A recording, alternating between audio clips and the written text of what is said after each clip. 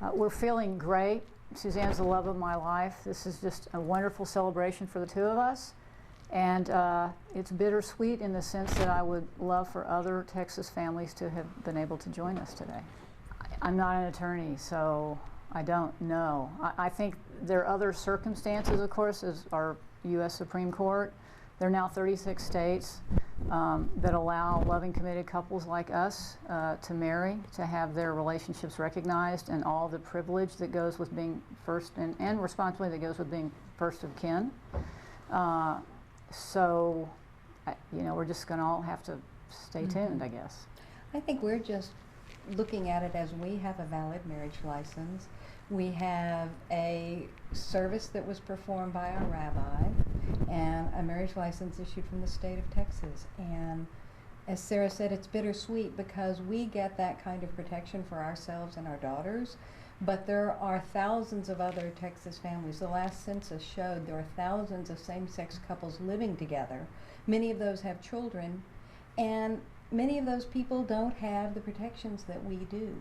And it's just very sad. So we're hoping that this will just be a little crack in the door that someday will swing wide open for everyone. As you know, Stella Powell recently, her partner, there was controversy over who was actually next of kin when Stella died, and that motivated us to really look at the situation. And I just, now because we have a marriage license, Suzanne, there won't be issues like that for Suzanne having to potentially fight my family members for who is next of kin or what my wishes are, and such we as can that. make decisions for each other in the hospital. We can make decisions if one of us dies about burial and cremation. And there's just something, and I don't think I really realized this until today. There's something that goes with saying my wife.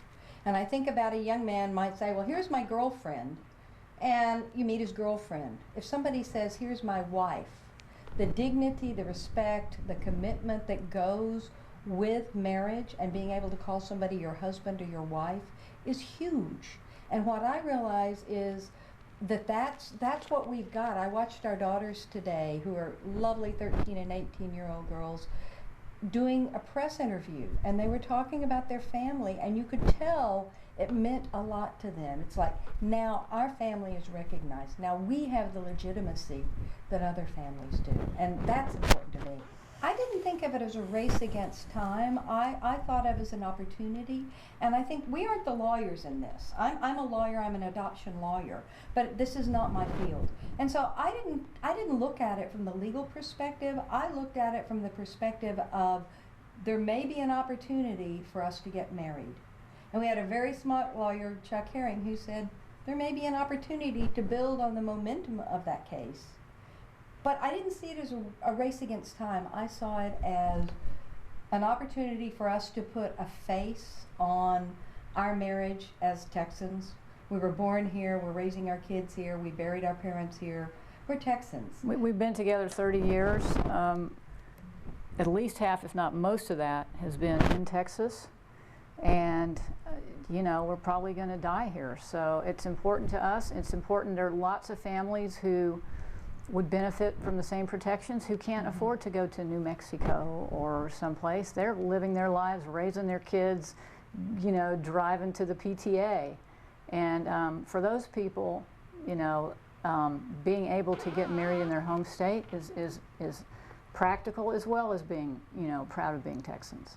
I think it is 2015, and I think there's a fight, and there's a very vocal, actually small minority, in my opinion. I think that things have changed so much that 30 years ago when Sarah and I met, the idea of getting married was inconceivable. Now it is done in 36 states, and I think will be done across the country soon.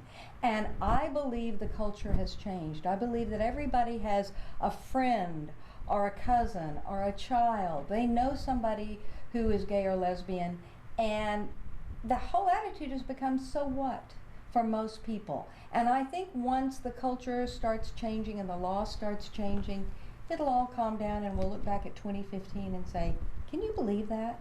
The way we look back now and say, I say to my daughter, can you believe that once upon a time you and your friend who's African American couldn't have gone swimming together? That's inconceivable to them, that there would have been that kind of prejudice. I think we'll look back at 2015 with the same view. Feels wonderful. Wonderful. It's Wonderful. magic. It's magic. It's wonderful.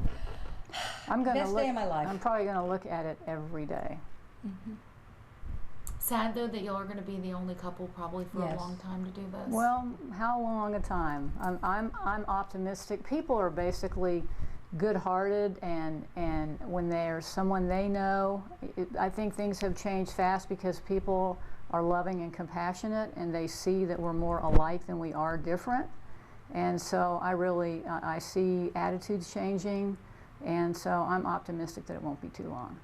I think the U.S. Supreme Court will speak on this. They've taken two issues. One issue is whether if we go somewhere else, does Texas have to recognize our marriage?